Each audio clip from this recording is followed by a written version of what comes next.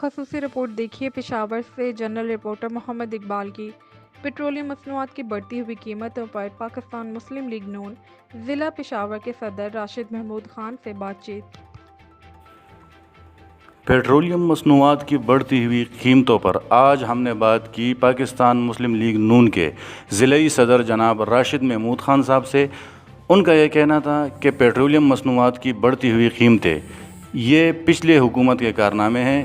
پچھلی حکومت کی غلط پالیسیاں اور IMF کے ساتھ ایگریمنٹ کی وجہ سے پیٹرول کی قیمتیں آج اس لیول پہ آ گئی ہے۔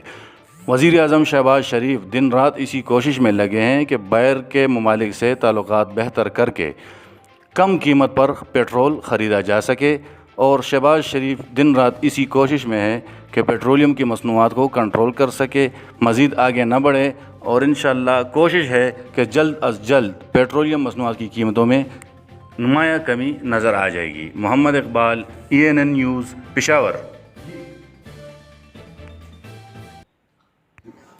آج ہم بات کریں گے پاکستان مسلم لیگ نون کے ضلعی صدر جناب راشد محمود خان صاحب سے پیٹرولیم مصنوعات کی بڑھتی ہوئی قیمت کے بارے میں۔ جی السلام علیکم۔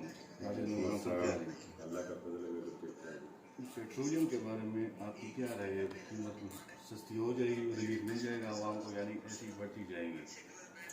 آپ نے بات کی پیٹرولیم کی مصنوعات کی، جس طرح آپ کو معلوم ہے کہ جو گزشتہ حکومت تھی عمران نیازی صاحب کی، اس نے IMF کے ساتھ ایگریمنٹ کیا ہوا تھا، جو کہ آلریڈی فیس بک پر اور پیجز پر چل رہا ہے، جس کی وجہ سے مجبوراً ہماری جو موجودہ حکومت ہے میاں شہباز شریف صاحب کی، ان کی کوشش کے باوجود اس ایگریمنٹ کے مطابق قیمتیں بڑھ رہی ہیں۔